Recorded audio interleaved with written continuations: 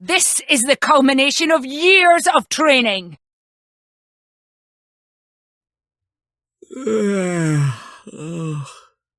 Wait, what day is today? Yes! It's finally October! Finally, my favorite month of the year. It's my birthday, it's Halloween. I love the autumnal feeling in the air and the spooky vibes. And you know, I've been feeling relatively inspired after going to the Portland Retro Gaming Expo. Once again, thank you to all the people at the YouTube panel that gave me that pick-me-up during the panel. I really appreciate it a ton. But yeah, with feeling that new wave of YouTuber inspiration, and the fact that this is my favorite month, and the fact that I'm really starting to like these Jenny Unscripted videos, even though I've only done one before, I think I want to do something for Halloween to celebrate, because this is my favorite month of the year. So, with that in mind, let's cue the intro!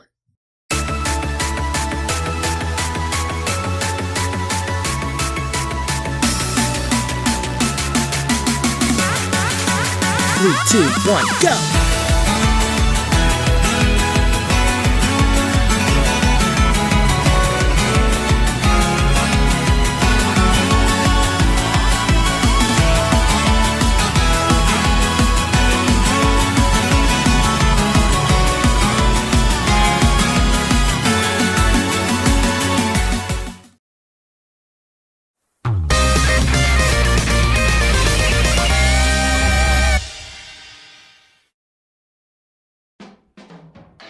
Good evening, fellow bloodsuckers of the digital world. Jenny Blaze here.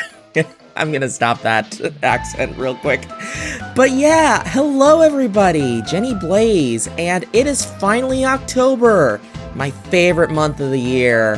And just like, I was feeling very inspired, especially after the Jenny Unscripted videos. And I decided, why not make a Jenny Unscripted video for October? But maybe not just one Jenny Unscripted video. I'm going for 5, baby. So all throughout the month of October, you're going to hear my voice talking about some of my favorite monsters in media, and some that I don't really care for, but had to fill out the week somehow. But for the first one, let's talk about the classics. Let's talk about the vampires, which kind of fits into what I was doing there with the voice. Oh, man. I thought that vampires would be a good start for this little series of Unscripteds because, you know, vampires are kind of iconic. You know, they show up in media all the time, and, you know, everybody knows about vampires. Like, they're the big, scary monsters of the world, you know? And they still, and one thing that's fascinating is they have that twinge of human in them. That even though you've shed off your mortality and become this undead creature of the night, you have this sort of dark, twisted mirror of humanity to you. And so yeah, I wanted to talk about a couple of vampires and stuff. I guess first off, I want to talk about, let's start with the classic, Dracula. And I mean, like, Dracula is an absolute classic of a story because, like, I mean, like, what else is there to it? That Dracula is, like, the vampire. He shows up everywhere. If you're going to reference a vampire, you're gonna talk about Dracula. And why not? It's honestly a really good book. I've only read bits and pieces, and I mainly know about the story through Overly Sarcastic Productions' video on vampires, but at the same time, like, the Dracula mythos just kind of allures me, you know? Like, how it's basically set up through a bunch of journal entries and diary logs, and you're never quite sure what's going on because you don't get the whole scope of things. It's a kind of thing that you can only really get in a book rather than in a movie. Unless they have like a found footage movie, Which, honestly, that would be really cool, doing a found footage Dracula movie, like a modern day Dracula. You know, have some of the characters like Jonathan Harker and, you know, Quincy Morris and stuff like that. Like, honestly, that'd be really cool. And, you know, one thing that really fascinates me about Dracula is we didn't have a lot of this vampire lore going in.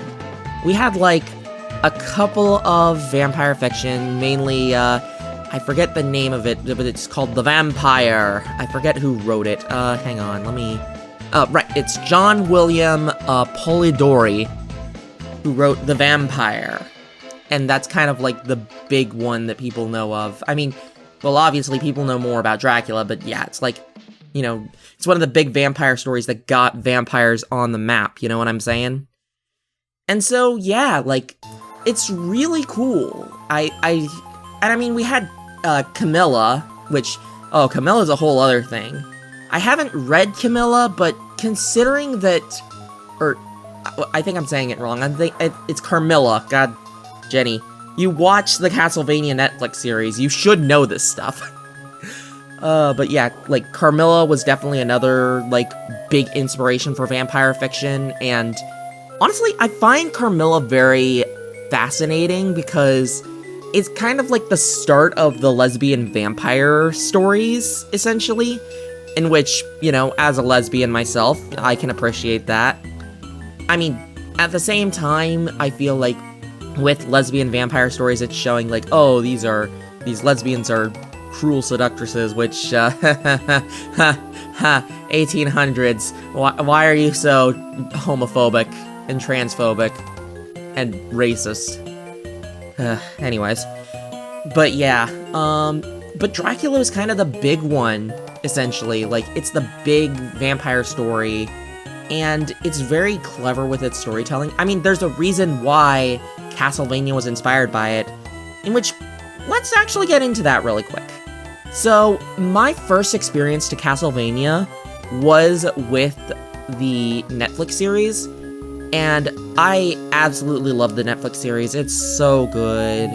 Like, it gets a little bit bloody, which I'm a little bit squeamish, but I still really love it because it's just a really enjoyable series, and you really feel for all of the characters, like, not just for, like, Trevor and Alucard, but you also feel for Dracula, too. Like, he is a man who has lost the love of his life, and, you know, a bit of personal things here, like, I kind of saw a lot of myself in Alucard when, my mom passed away, because, honestly, that definitely caused a bit of a rift in the family, and we all miss her a lot, but I felt like there was a bit of growing tension between me and my dad, part of it caused by me, and, like, I don't know, I just kind of saw Dracula lamenting the death of his wife, Lisa, and I definitely kind of felt like I saw a bit of my dad in Dracula, and, you know, I definitely felt for him, and I felt for my dad. You know, I just want to say, love you, Dad. I know you don't watch my videos, but I just want to say that I love you, and that I'm caring about you, you know, and hoping that you're doing okay. I mean, obviously I can call him, but you know what I mean. But yeah, and honestly, vampires are just really cool in the Castlevania series. Like, they have all these cool powers, and Carmilla is an absolute badass, and we get to see some really cool vampires that are under Carmilla's dominion, you know? We get to see, God, I'm forgetting their names, God. Right, we get Lenore, as well as Marana and Striga, and, like, holy crap, these three characters are so interesting.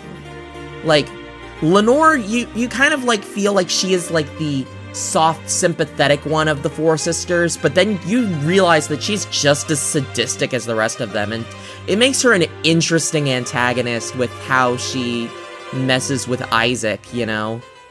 And then we have Morana and Striga, who are kind of playing their own story in the background of these lesbian lovers, and just, I love them so much. They are so lovely, just straight up. And then, of course, you have Carmilla, who, I gotta be honest, like, I love me a good evil villain that you just, like, love to hate, you know what I mean? Like, just having this panache, this energy, it's like, I love her so much, it's so good.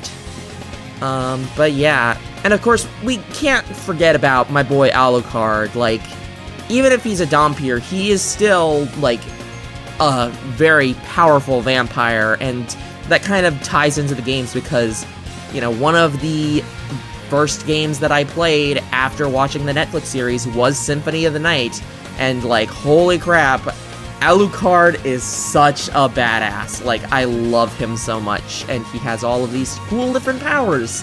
And, like, he even has some powers that don't really get referenced too often in a lot of vampire mythology. Like, for example, yes, he can turn into a bat, but also the ability to turn into a wolf or turn into mist.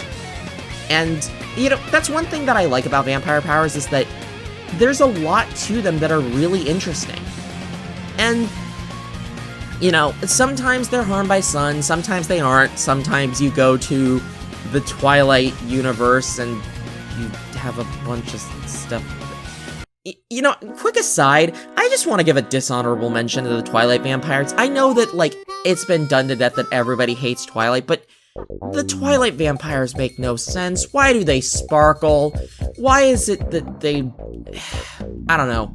I mean, to be fair, I guess that the only problem is that they sparkle and stuff, but I don't know. It feels like Stephenie Meyer really undersold the vampires in her story and stuff like that. And I like the idea of, like, exchanging blood is what turns you into a vampire, not just biting. Like, that's what they do in Castlevania with Castlevania Nocturne. Like, oh man, I cannot wait for Season 2 of Nocturne. Like, oh my god, I'm really hoping that Richter and Maria are gonna be okay. And especially when Alucard comes out at the end and just like, hey, what's up? I'm being a badass. Like, oh, I love it so much. But yeah. You know, that's one thing that I really find interesting, is that vampires have a lot of really interesting powers.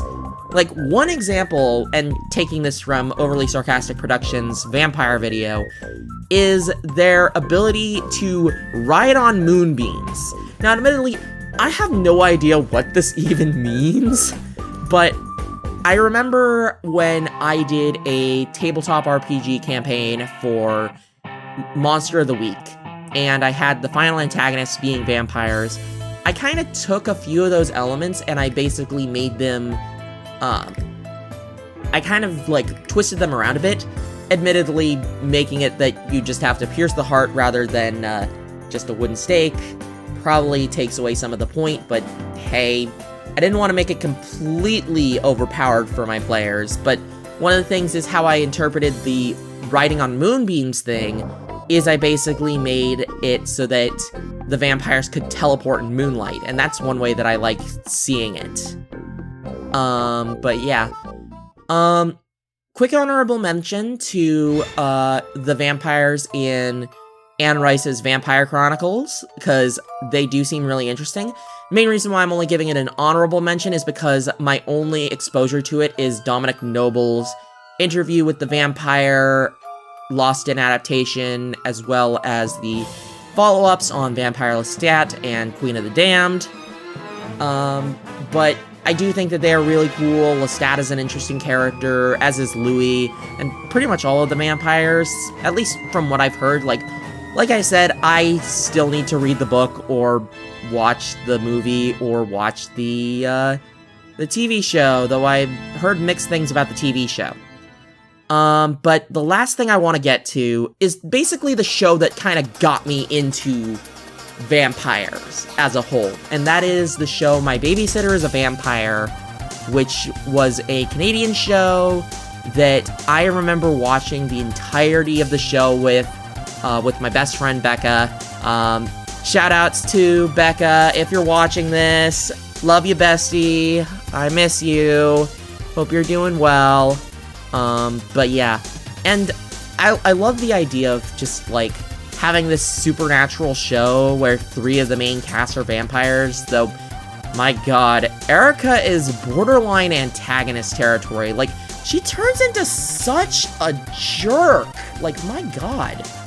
I mean, like, I guess it makes sense of just kind of having this token evil teammate, but it's like, I do love the other 2 characters a lot more, Rory and Sarah, because I just find both of them really interesting. Rory is just enjoying his life as a vampire and just goofing around with all of his cool vampire powers, and Sarah is a lot more of a reluctant vampire, and she's willing to use her vampire powers to help out people when it matters, but she really doesn't like the fact that she's a vampire, and, like, that's a whole thing for her, is that she wants to be normal, but unfortunately, circumstances lead her to not being normal. But it is really fun that you have these 3 aspects. You have, you know, the vampire who's loving it, the vampire who just is so evil, and then you have the vampire who doesn't want to be a vampire. Like,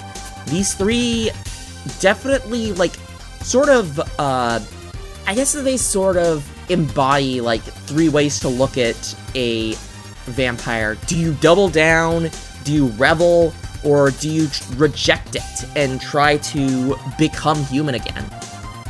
One thing that I cannot forgive, though, with My Babysitter's a Vampire is the ending. My god, how could you end it on such a cliffhanger? Just... like, I wish that I could go to an alternate universe where Season 3 was made and see how that ending happened, how the actual end of the series happened, because the way that they ended it off, like, makes me sad, man. It makes me really sad. And yeah, I guess that's just kind of my main thing. So hope you enjoyed my 10 to 15 minute rambling of just me rambling about vampires, but you know, that's kind of what these Jenny Unscripteds are for, like, basically me rambling and gushing about the things that I like, because that's kind of what I made my YouTube channel for, is to ramble and gush about the things that I like. So, come back next week. It probably won't be on Tuesday. I'm not sure when it will be. I mainly want to upload these, well, this one is going to be uploaded on the 1st of October. I want to upload on the 17th, so week 3 will be on the 17th, because that's my birthday. And I want to upload my last one on the 31st. So, come back next week when we talk about one of the spooky monsters that kind of inspired a certain show that I absolutely love. Until next time, this is the Tiefling of Trouble, Jenny Blaze, saying, shine on, ghoulies and ghoulettes!